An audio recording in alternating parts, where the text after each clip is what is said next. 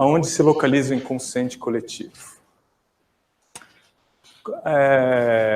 Normalmente essa pergunta ela está vinculada ao raciocínio tive um conhecimento ou recebi um conhecimento e esse conhecimento não veio pela via normal.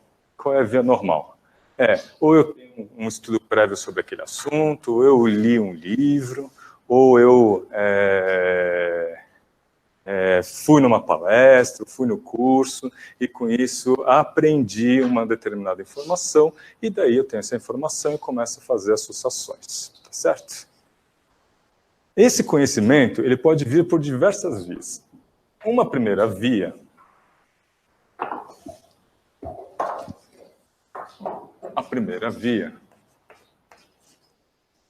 é a via do akasha.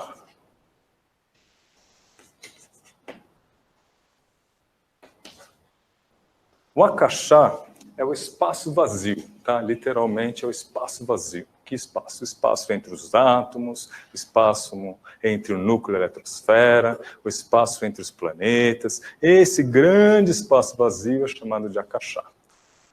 Disse que nesse akasha, tudo o que foi vivenciado até o momento presente está escrito. Não só a comunidade com os bichinhos, com o planeta, com o cosmos. É como se o akasha fosse um grande disco rígido, e nesse disco rígido fosse gravada essas informações. E, às vezes, essas informações que estão gravadas, elas podem ser acessadas por nós. Se você tiver a ferramenta certa, se você tiver num estado de consciência adequado, você acessa esse banco de dados e traz desse banco de dados essa informação. Normalmente, o conceito de inconsciente coletivo é esse. É um registro de onde está marcado, onde está guardado absolutamente tudo. Agora, a gente poderia dizer, esse é o conceito do hinduísmo, né? Nesse espaço vazio, no akasha, nesse elemento sutil, estão gravadas essas informações de coisas que aconteceram na humanidade. Mas a gente pode trazer isso para um raciocínio mais fino, como se essas informações elas estivessem guardadas com relação a nós, quanto espécie, no próprio gene, e fosse transmitido de geração em geração, e por alguma via a gente pudesse acessar. Certo? Todos nós temos. Certo? Um inconsciente comum, ou um grande hard disk coletivo. Daí você pode falar, não, mas isso, se fosse nos genes, eu não teria acesso às informações dos porcos. Lógico que tem. Praticamente 95% dos nossos genes são idênticos aos genes dos porcos. Quer dizer que são um pouquinho porco também. Algumas pessoas são mais. Mas na verdade, sim, todas as espécies compartilham, desde a ameba até você, compartilham esses genes, e uma boa parte dessa informação está aí acessível nos seus genes. Então, você poderia pensar por essa via também, se você quiser usar um raciocínio bem pé no chão, ou bem sâmico, tá. Poderia ser dessa forma. Uma segunda via de acesso às informações seria através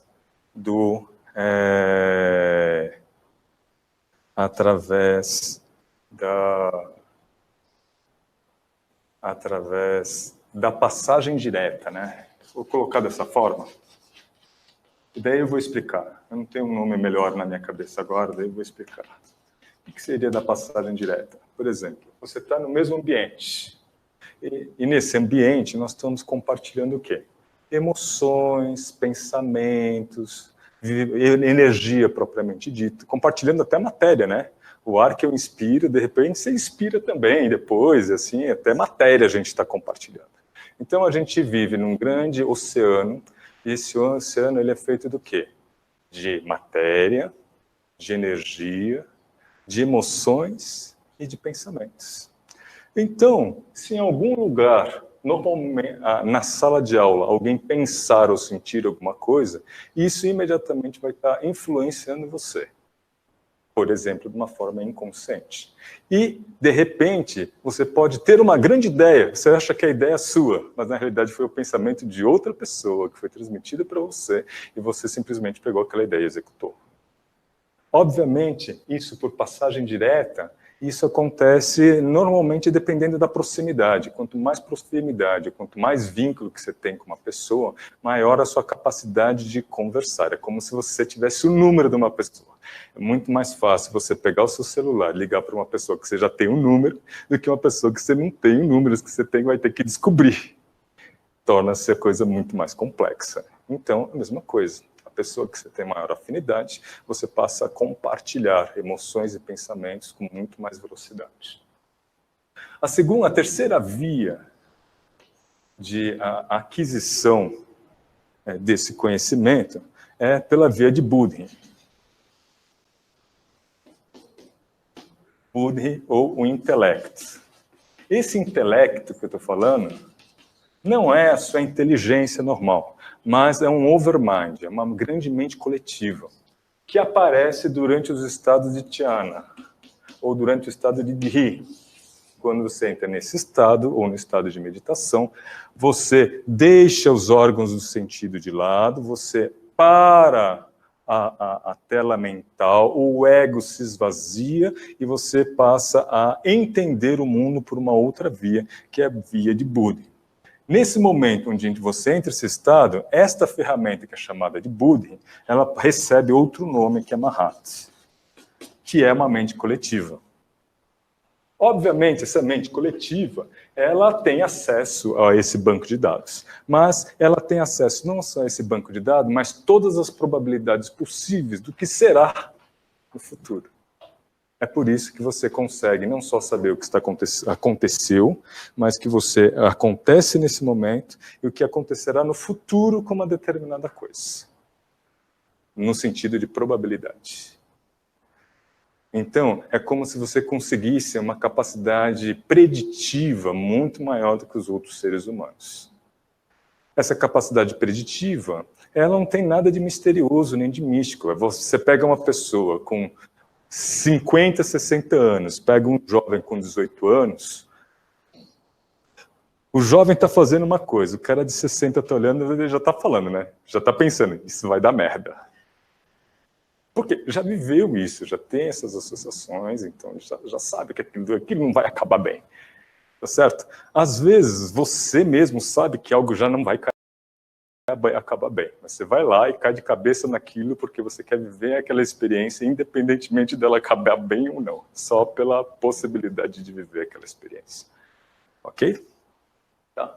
Então, essa seria uma terceira via através da qual nós acessamos. Normalmente, no meu entendimento, o que eu sei do conceito de inconsciente coletivo de Jung, ele está mais ligado a isso daqui, ó, do que é isso daqui. Porque o inconsciente ele funciona como um banco de dados. Isso daqui não. Isso daqui ele funciona como uma inteligência supramental, ou supra-órgãos dos sentidos, que entende o mundo, e que conhece, e que faz associações de conceitos, de ideias, numa velocidade intensa, que não se dá necessariamente pela via da lógica. Ok?